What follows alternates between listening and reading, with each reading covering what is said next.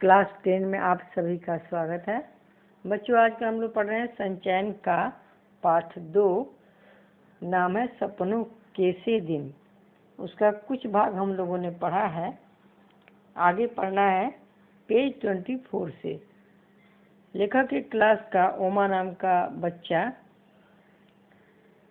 जो अपने साथियों को अपने सिर से उनकी छाती में और पेट में मारता था, तो इस कारण उन लोगों ने उस लड़के का नाम रेल बम्बा रखा था। यहीं तक हम लोगों ने पढ़ा है। आगे चलिए अब पेज 24 पर। ये है पेज 24।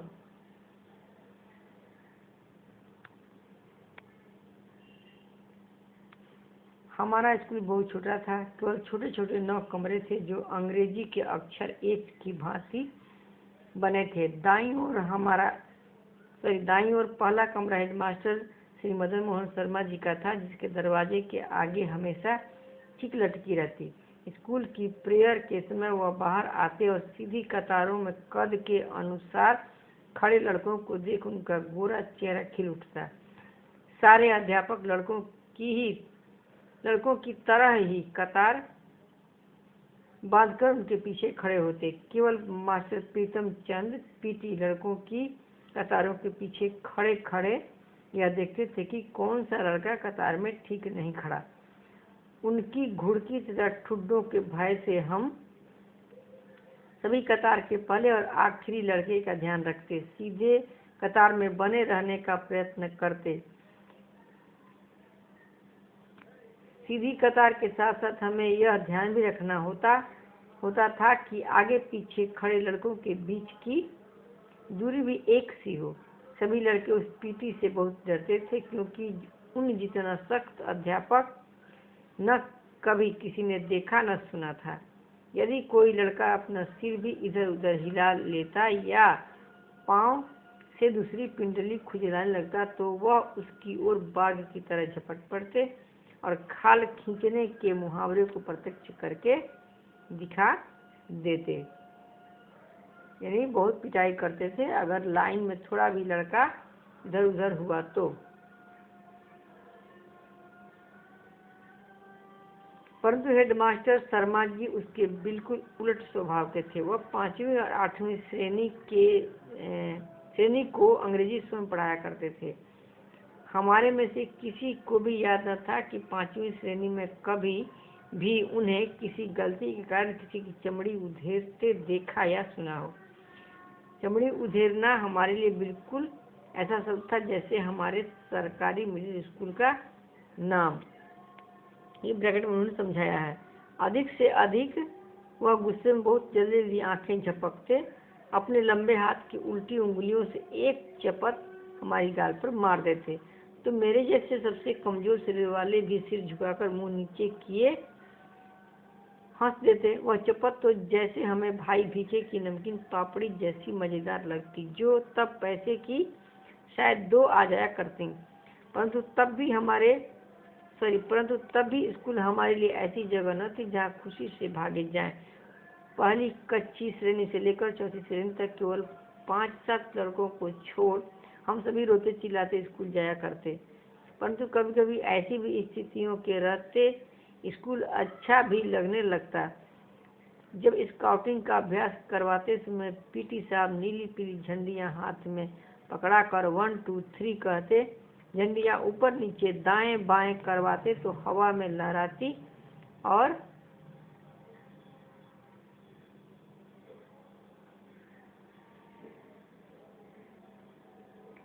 फड़फड़ाती झंडियों के साथ खाकी वर्दियों तथा गले में 2 रंगे रुमाल लटकाए अभ्यास किया करते। हम कोई गलती न करते तो वह अपनी चमकीली आंखें हल्के से झपकाते, कहते शाबाश, वेल बिगिन अगेन, 1 2 3 3 2 1। उनकी एक शाबाश ऐसे लगने लगती जैसे हमने किसी फौज के सभी तमगे जीत लिए हों। कभी यही एक शाबाश सभी मास्टरों की ओर से हमारी सभी कॉपियों पर साल भर की लिखी गुडों, यानी ये गुड का बहुवचन है, गुड्स होगा लेकिन अपनी भाषा में उन्होंने गुडों लिखा है, गुणों से अधिक मूल्यवान लगने लगती। कभी ऐसा भी लगता कि कई साल की सख्त मेहनत से प्राप्त की पढ़ाई से भी पीटी साहब के डिसिप्लिन में रहकर प्राप्त की गुडविल बहुत बड़ी थी। परंतु यह भी एहसास रहता कि जैसे गुरुद्वारे का भाई जी कथा करते समय बताया करता कि सतगुरु के भय से ही प्रेम जागता है, ऐसे ही पीटी साहब के प्रति हमारी प्रेम की भावना जग जाती। अब हम ब्रैकेट में समझाए हैं कि यह ऐसा भी है कि आपको रोज फटकारने वाला कोई अपना यदि साल भर के बाद एक बार शाबाश कह दे तो यह चमत्कार सा लगने लगता है। हमारी दशा में कुछ ऐसी हुआ करती। हर वर्ष अगली श्रेणी में प्रवेश करते समय मुझे पुरानी पुस्तकें मिला करती।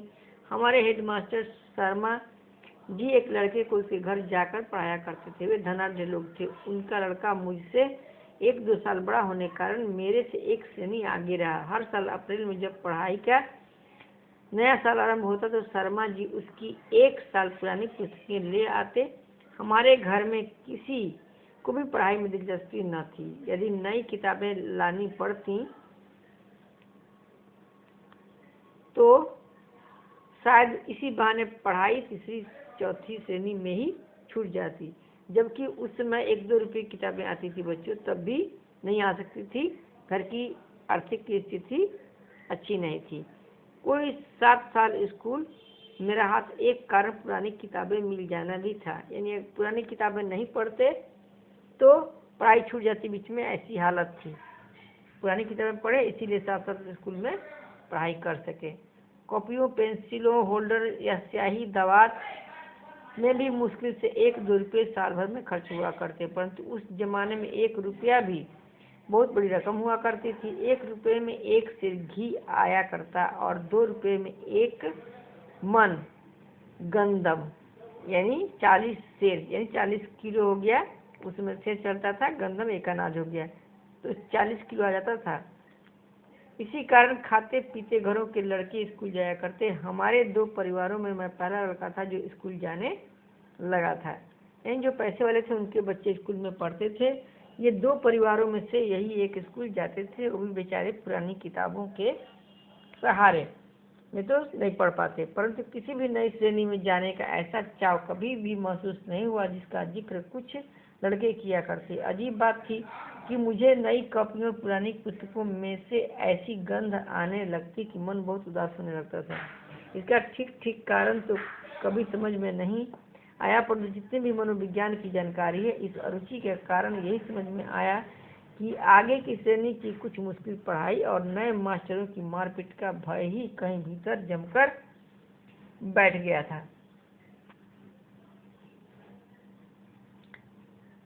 सभी तो नए न होते थे, परंतु 2-3 हर साल ही वह होते जो कि छोटी श्रेणी में नहीं पढ़ाते थे। कुछ ऐसी भी भावना थी कि अधिक अध्यापक 1 साल में ऐसी अपेक्षा करने लगते कि जैसे हम हरफन मौला हो गए हों।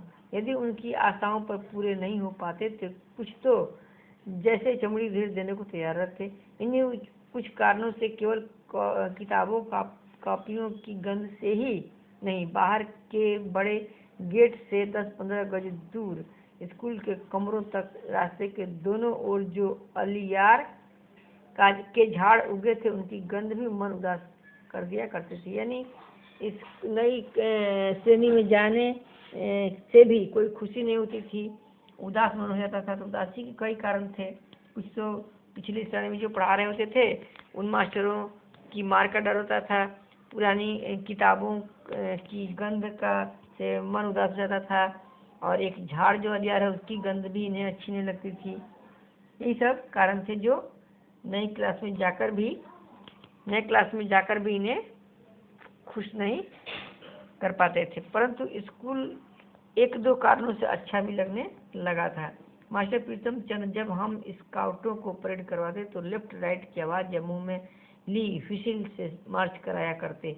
फिर राइट टर्न या लेफ्ट टर्न या अबाउट टर्न कहने पर छोटे छोटे बूटों की एड़ियों पर दाएं बायां एकदम पीछे मुड़कर बूटों की ठक ठक करते अकड़ कर चलते तो लगता जैसे हम विद्यार्थी नहीं बहुत महत्वपूर्ण आदमी हो, फौजी जवान। दूसरे विश्व युद्ध का समय था, परंतु हमारी नाभा रियासत का राजा अंग्रेजों ने 1923 में गिरफ्तार कर लिया था और तमिलनाडु में कोडाईकनाल में ही जंग शुरू होने से पहले उसका देहांत हो गया था। उसका बेटा कहते थे अभी विलायत में पढ़ रहा था, इसलिए हमारे देसी रियासत में भी अंग्रेज की ही चलती थी। फिर भी राजा के न रहते अंग्रेज हमारी रियासत के गांव से जबरन यानी जबरदस्ती भर्ती नहीं कर पाया था।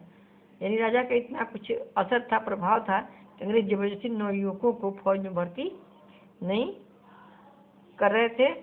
उसमें विश्व युद्ध होने वाला था, दूसरे विश्व युद्ध का समय था और सैनिकों की जरूरत पड़ती, इसलिए वे चाहते थे करना। इसके लिए देखिए क्या करते थे, लोगों को फौज में भर्ती करने के लिए जब कुछ अफसर आते तो उनके साथ कुछ नौटंकी वाले भी हुआ करते।